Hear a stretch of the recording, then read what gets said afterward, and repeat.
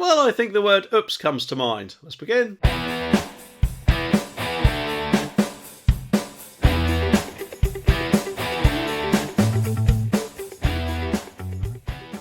Well, we've got a solicitor suing Sainsbury's, and it's not because they ran out of his favourite brand of tea. No, it's because a security guard had the audacity to call him a thief and a shoplifter. And if you think this story couldn't get any more ridiculous, hold on to your shopping trolleys. Andrew Milne, the solicitor in question, runs a law firm in the posh city of London. And what does he do when he's not practising law, you ask? Well, at the moment, he's out there fighting the good fight against grocery stores, of course.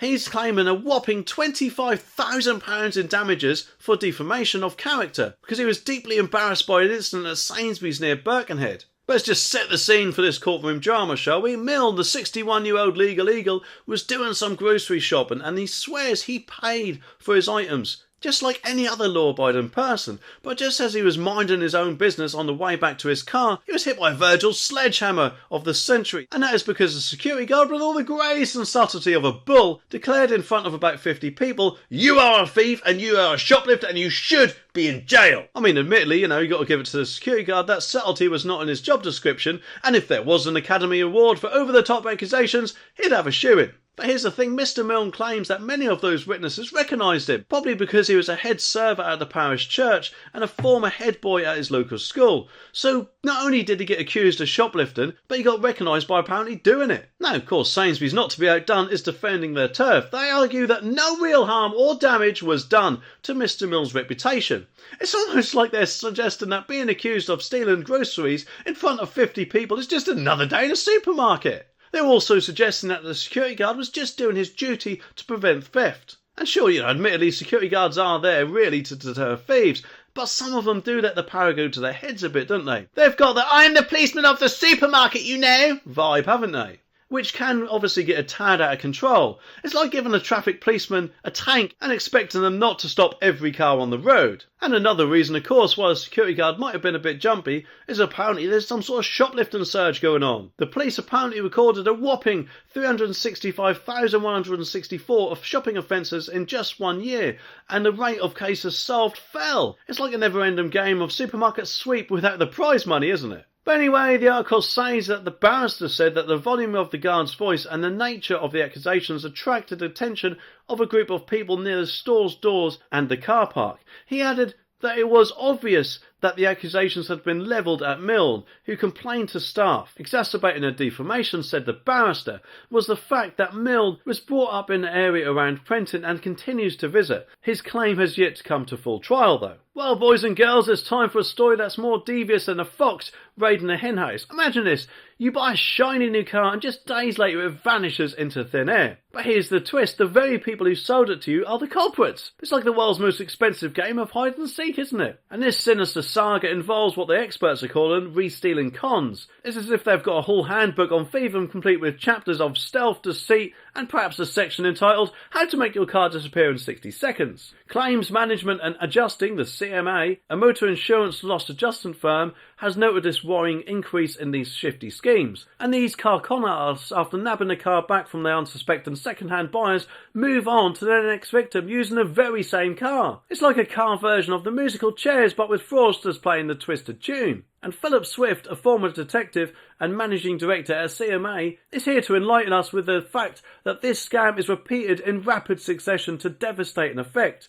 But here's the thing, they apparently advertise these stolen cars at prices they're not, Charles Jumble sale. So unfortunately, obviously, people just jump at the deal, but days after feeling like you're struck gold, poof, your new car has vanished into thin air. It's like buying a magician's car. It's here 1 minute and gone the next. And the majority of these shenanigans have been happening in North England by specialist gangs. It's like they've formed a league of extraordinary car thieves up there, isn't it? And they've gotten pretty good at it, using fake identities, changing addresses as often as we change our socks, and leaving a trail of chaos behind. But what's even worse is that if you fall victim to this scam, you have to explain to your insurance company that your car has been swiped. Imagine that conversation. Hello, insurance. Yeah, my car has been stolen. No, not by me. I promise. It's just a real conundrum. But either way, there are some basic checks that everyone should be doing. I mean, you should never buy a car without both keys just in case something like this happens. Do an HPI check and search the car for AirTags like the thieves may leave behind. so they can track the car. And these scammers are obviously always thinking of new things, and it's almost as if they have an evil genius handbook for dummies, isn't it? So before you buy that too good to be true car, remember it might just vanish faster than, I don't know, a magician's rabbit. And you'll be left with more questions than answers, won't you? Well, hopefully this will make Ramonas or Remainers or Rejoiners or whatever you want to call them happy that we actually have left, because it seems that the European Union is making plans, radical plans, to change the treaties that hold its member states together. And guess what? One Brussels insider has raised the alarm, warning that this could lead to a construction of a superstate led by none other than the supposed powerhouse Germany. It's like they organised a European Avengers team and Germany's apparently the Hulk. Jarek Szarez-Wogazai, the MEP representing Poland's Law and Justice Party, didn't mince his words. He called this plan a massive transfer of powers and a complete change in the community system. And thinking about it, if this was some sort of movie, it would be titled The EU Rise of the Superstate, and picture Guy Verhofstadt as the charmistic villain promising an EU to rule them all. Saryusz-Wolski, speaking for the European Conservatives and Reformist group, didn't hold back either. He said this plan would centralise the EU into a European superstate beyond democratic control. It's as if they're turning the EU into the Death Star, and Germany's playing the role of Darth Vader, isn't it? And if that wasn't enough, this whole conference was described as dominated by speakers representing a politically biased and centralist perspective. So if this were a reality show, it would be something like the Extreme Makeover EU edition, with, I don't know, a dash of Big Brother. So expect some heated debates, alliances, and of course, hopefully, some dramatic walkouts. Saryusz-Wolski wasn't thrilled about the lack of transparency in this process either.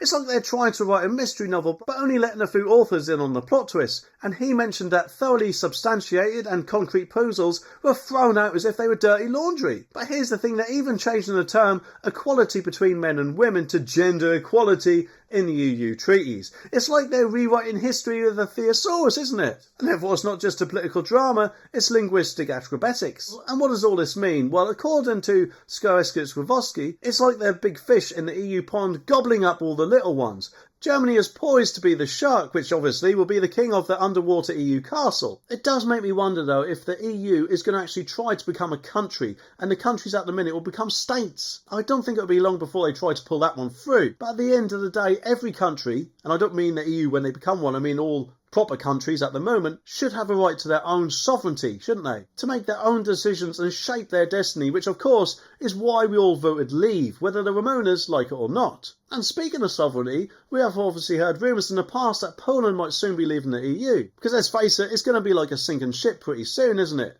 Especially if the EU does actually pull this off and becomes like a super state while gobbling up all the other 27 countries' rights. If that does indeed happen, of course. But anyway, the article says that the text was adopted in committee with 19 in favour, 6 against and 1 abstention.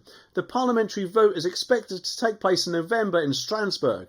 Former Belgian Prime Minister Mr Verhofstadt shared a picture of himself and 3 other people commenting, "When times change and war is back on the continent, Europe has to be reformed urgently," behind one shared view on treaty change. Referring to the European Council made up of leaders of the EU 27, he said, "Time for a #EU CO to prepare for convention." Well, maybe, just maybe, who knows? The next move might be the one like in this video, where not only will it pee us all off, but they've got no right to do it.